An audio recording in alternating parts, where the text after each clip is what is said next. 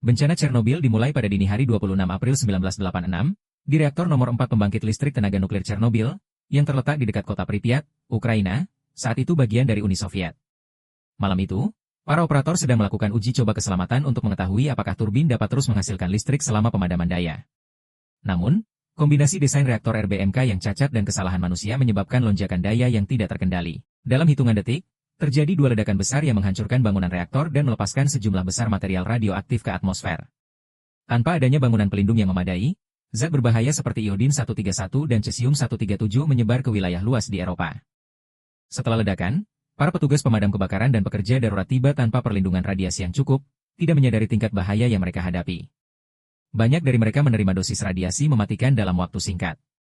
Kota Pripyat, yang dihuni sekitar 50.000 orang, tetap beraktivitas seperti biasa selama hampir 36 jam sebelum akhirnya dievakuasi. Warga diberitahu bahwa evakuasi ini bersifat sementara, namun kenyataannya mereka tidak pernah kembali ke rumah mereka. Zona eksklusi sejauh 30 km pun dibentuk, meninggalkan kota-kota menjadi kosong dan terbengkalai. Dampak dari bencana ini sangat luas dan berkepanjangan. Selain korban jiwa langsung akibat paparan radiasi akut, ribuan kasus kanker tiroid, terutama pada anak-anak, dikaitkan dengan paparan radioaktif. Awan radioaktif bergerak melintasi Eropa, mencemari tanah, air, dan rantai makanan. Uni Soviet pada awalnya berusaha menutupi skala bencana, hingga akhirnya peningkatan radiasi terdeteksi di Swedia, memaksa pengungkapan kepada dunia internasional. Peristiwa ini menjadi titik balik dalam transparansi pemerintah Soviet dan memicu kritik global terhadap keselamatan energi nuklir. Upaya penanganan dilakukan secara besar-besaran, melibatkan ratusan ribu likuidator yang bekerja untuk membersihkan area dan membangun sarkofagus beton guna menutup reaktor yang hancur. Struktur ini kemudian diperkuat dengan penutup baja raksasa pada tahun 2016 untuk mencegah kebocoran lebih lanjut. Hingga kini, Chernobyl tetap menjadi simbol bahaya energi nuklir yang tidak dikelola dengan baik, sekaligus pelajaran penting tentang pentingnya keselamatan, transparansi, dan tanggung jawab dalam penggunaan teknologi berisiko tinggi.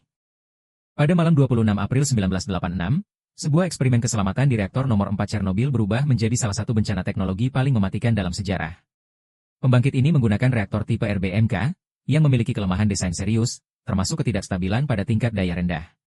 Dalam upaya menjalankan uji coba, operator menonaktifkan sejumlah sistem keselamatan penting.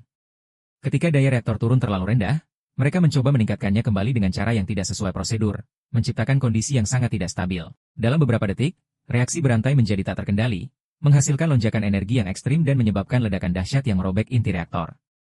Ledakan tersebut tidak hanya menghancurkan fasilitas, tetapi juga melepaskan awan radioaktif dalam jumlah besar langsung ke udara terbuka. Grafit yang terbakar di dalam reaktor terus menyebarkan radiasi selama berhari-hari. Tanpa perlindungan yang memadai, para petugas darurat segera dikerahkan untuk memadamkan kebakaran, seringkali tanpa mengetahui bahwa mereka sedang menghadapi paparan radiasi tingkat tinggi. Banyak dari mereka kemudian mengalami sindrom radiasi akut, dengan gejala yang muncul dalam hitungan jam hingga hari. Sementara itu, kehidupan di kota Pripyat yang berjarak hanya beberapa kilometer dari lokasi tetap berjalan normal.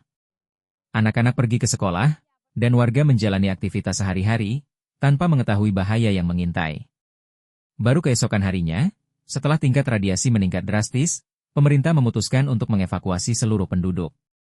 Evakuasi dilakukan dengan cepat, meninggalkan kota dalam keadaan sepi dan tak berpenghuni, seolah waktu berhenti secara mendadak. Dampak bencana ini melampaui batas geografis Uni Soviet. Partikel radioaktif terbawa angin ke berbagai negara di Eropa, memicu kekhawatiran global. Banyak wilayah mengalami kontaminasi jangka panjang, mempengaruhi pertanian dan kesehatan masyarakat. Ribuan orang terpapar radiasi, dan dalam tahun-tahun berikutnya, peningkatan kasus kanker, khususnya kanker tiroid, menjadi salah satu konsekuensi paling nyata. Dalam upaya mengendalikan situasi, pemerintah Soviet mengerahkan ratusan ribu pekerja yang dikenal sebagai likuidator. Mereka bertugas membersihkan puing-puing radioaktif, mengubur tanah yang terkontaminasi, dan membangun struktur pelindung di atas reaktor yang hancur. Sarkofagus beton pertama dibangun dalam kondisi darurat, dan puluhan tahun kemudian diperkuat dengan struktur baja modern untuk memastikan keselamatan jangka panjang. Chernobyl tidak hanya meninggalkan jejak kehancuran fisik, tetapi juga mengubah cara dunia memandang energi nuklir. Bencana ini menjadi pengingat bahwa teknologi yang kuat membutuhkan tanggung jawab besar. Hingga hari ini, kawasan di sekitar reaktor tetap menjadi zona terlarang, sebuah monumen sunyi yang menyimpan pelajaran penting tentang risiko, kesalahan manusia, dan konsekuensi dari kegagalan sistem yang seharusnya melindungi.